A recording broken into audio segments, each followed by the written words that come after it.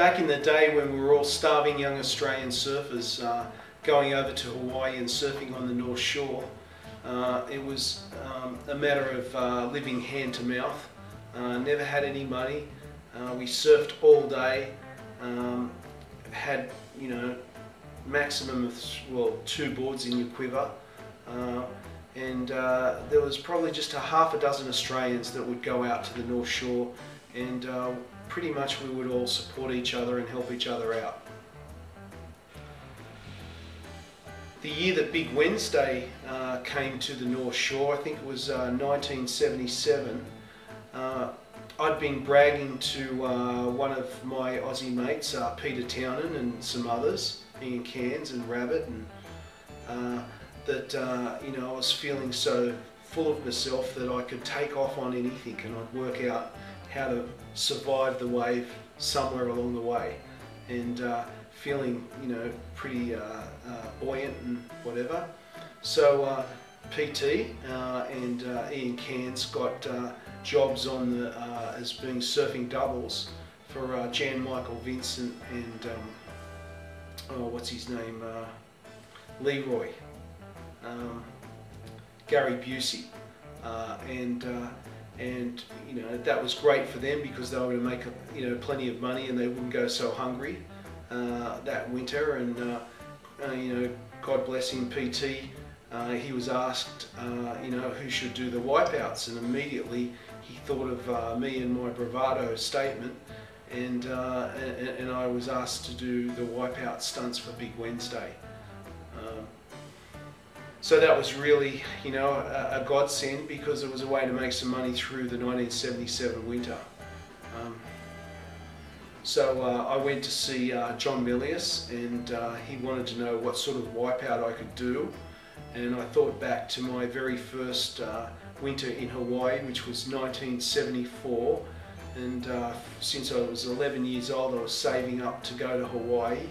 And here it was, you know, my first trip. And they had, in 1974, it was the, you know, swell of the, you know, of the decade, if not 50 years.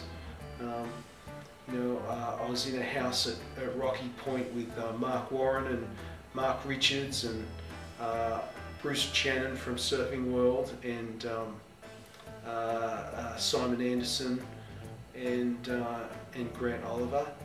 And you know, we were staying at that house, and I was sleeping on the couch, and I woke up in the night, and there was, you know, water was coming into the lounge room. It was coming up through the porch, or the lanai as they call it, through the floorboards and washing into the lounge room. And I thought, okay, you know, there's water coming into the house, you know. So I, sort of half asleep, started yelling out, "There's water coming in the house," and no one else would wake up. So I went, oh well, can't be too bad, and laid back down on the couch and went to sleep. In the morning when I woke up, I looked down, and there was all seaweed and sand all over the floor, and obviously, you know, I hadn't been dreaming. And you know, we went down to the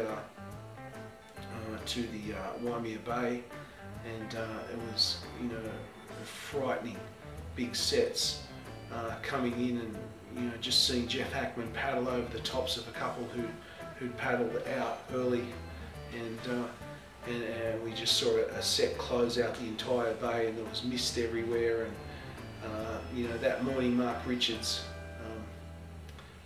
you know, he got a start in the Smirnoff. The rest of us didn't, and up until that day we were really sort of envious that he got a start and we didn't. And that morning we were just so stoked that we weren't in it and he was. And so he, you know, so they started, the civil defence were driving around the bay with a big, you know, loud hailer saying, evacuate the beaches, high surf, and all of that sort of thing. And meanwhile, Fred Hemmings is down on the beach with a loud hailer calling the first heat to the Smirnoff.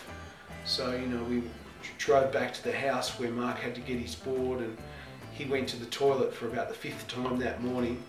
And anyway, that was the Smirnoff in '74. Mark Richards went out there and put on a great show. You know, he was the young pup, and he went out there and surfed all the way through the semi-finals, I think, and he did he did really well, and you know, he flew the flag for the Aussies, and but I remember sitting there all day watching the surf, and it just made me feel sick, you know, because, you know, for 10 years I wanted to get to Hawaii to surf these waves, and here it was. This was Waimea Bay, and for all intents and purposes, I thought, well, this is what it's like when it's big.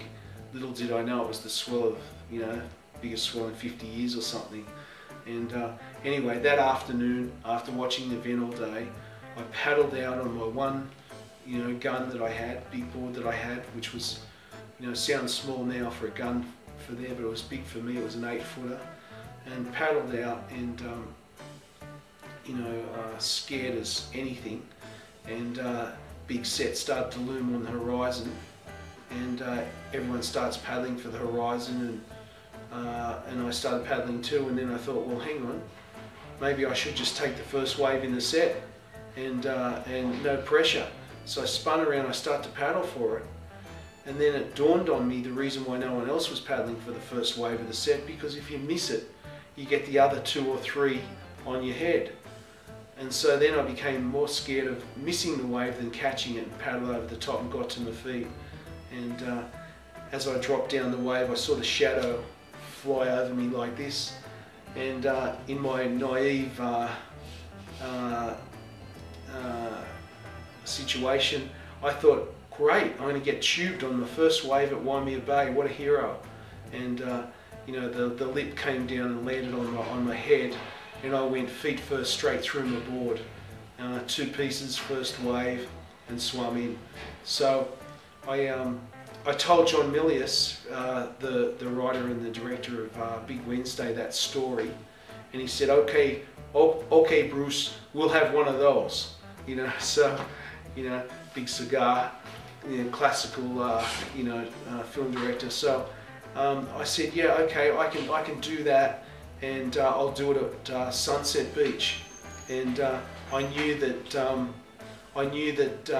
you know, I could go out at sunset on a big north swell, and you know, north swells can be really big there, but because they push off the reef, you can you know, get wiped out on a northerly swell wave at sunset and be reasonably safe. Whereas, you know, if the swell's coming from the west, it can be half or a quarter the size, and it can be really dangerous because it's pushing onto the reef. And so in my mind I thought, well, I'll wait for the biggest, gnarliest looking north swell, and I'll get you know, a couple of my mates' surfboards, and it was actually Brian Cregan, who these days you know, is the founder and owner of Ocean and Earth, and he was a struggling board shaper and surfer at the time. So we bought his 2 dog boards off him, the ones that wouldn't work, so that shared a little bit of the money around too. And I got a saw out, and we sawed through the bottom of the boards right up until about a 1/4 inch from the deck. And the idea was that I would take off, jam the rail in, hit the turn, the board would snap, and I'd go backwards down the face with the lip in my chest, and it would look spectacular, but I figured it was reasonably safe. So that was the plan.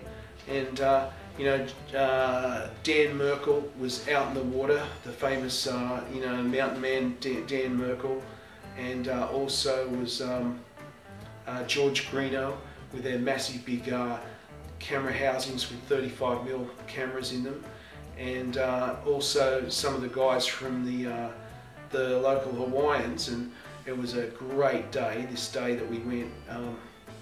But before we got that far, we you know, we'd go down there, go down to the beach, and they'd be starting to set up. And I'd go, don't set up, the waves aren't big enough. And this big old guy came over, and he says, listen kid, this is a union deal here. You know, we set up the canteen, we have breakfast, then you walk over there and say if the surf's big enough or not, and then we'll, you know, go from there. And I went, okay, I can adapt to that.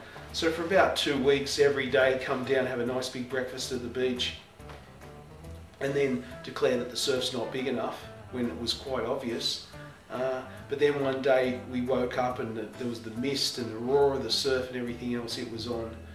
And out I went with the boards that were cut through the bottom. The Hawaiian guys, when I'd pick the wave that I wanted, they'd say, okay, no one else catch this wave, you know. So I had the pick of the waves, and lo and behold, I'd take off on this massive big wave, and I'd jam my friend Brian's board into the face halfway down. And you know what? Because I'd cut through the bottom of the board actually went from being a dog to what turned really well, and it didn't snap. And it just sprung out of the turn, had this fantastic wave, but no wipeout. So this went on for a while, and then in the end, we out in the surf, we got Dan's camera housing, and we're bashing the board, trying to weaken it up, and then finally did the wipeout, jammed the rail in, the board snapped, went over backwards, and got annihilated. I swam in. In the car park, I saw John Milius, and I go running after him, and he's dodging me through the cars. And I go, John, what's the matter? What's the matter? Did you like the wipeout? And he stopped, and he was really embarrassed. He said, they missed it. And I said, they missed it? And he said, yeah. Look, the accountant's in the trailer. Go in there and tell him I sent you in there, and get another fee organised, and go out and do it again.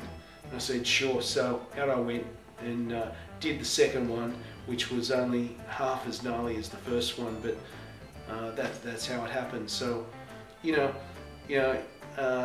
and Trev asked me to talk about, stoked moments, and I think that's kind of something that is a bit of a stoker story to share with you guys.